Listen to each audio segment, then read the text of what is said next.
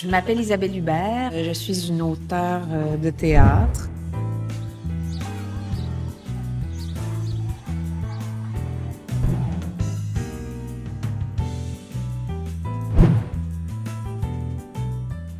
J'ai été appelée par le théâtre d'abord pour être comédienne. J'ai tenté de faire une école de théâtre et aucune école m'a jamais pris. Donc, par dépit, j'ai commencé à écrire dans la souffrance, c'était ma faille.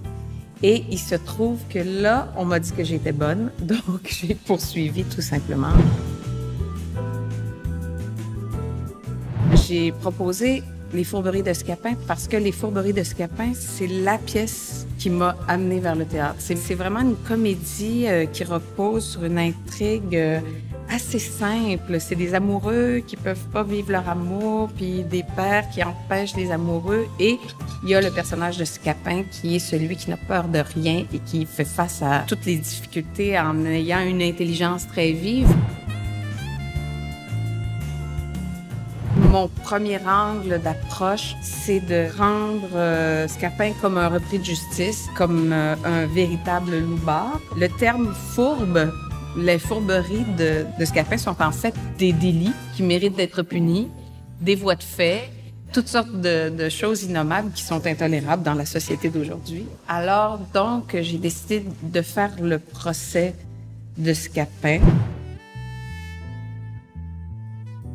Par rapport à la forme originale des Fourberies de Scapin, évidemment, comme c'est un procès, je pouvais pas conserver la même forme parce que pour moi, c'est la suite. C'est les conséquences de la première pièce, mais comme le procès est une forme dans laquelle on doit résumer, raconter les événements précédents, ça me permet de raconter la pièce. Alors, j'ai gardé, oui, tous les personnages de la pièce qui portent exactement les mêmes noms, mais ils sont dans une action complètement nouvelle parce que c'est un autre temps. J'ai ajouté aussi les personnages liés à la cour, le procureur, le juge, tous ces gens de la cour.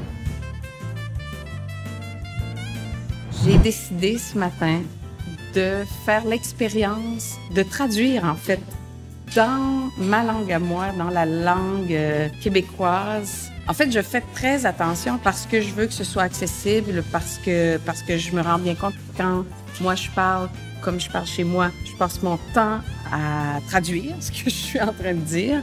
Et bon, il y a Molière et le poids de Molière et cette langue un peu quand même empesée, charmante, mais pas tout à fait actuelle non plus. En fait, c'est assez facile de copier, d'écrire à la manière de, mais quand on fait ça, on va peut-être moins profondément dans la psychologie, les enjeux, la substantifique moelle du théâtre. J'ai été invitée en Pologne pour un premier festival qui réunissait des étudiants de pays non francophones. En fait, je connaissais pas du tout l'existence de ça. Alors, c'est vraiment un très, très bon coup d'être allée à ce premier festival. Puis, en fait, l'expérience des résidents, c'est quelque chose de fantastique, d'extrêmement enrichissant. Rencontrer des auteurs de partout, de différents styles, de différentes cultures. On sort jamais indemne d'une résidence. On la porte pendant longtemps.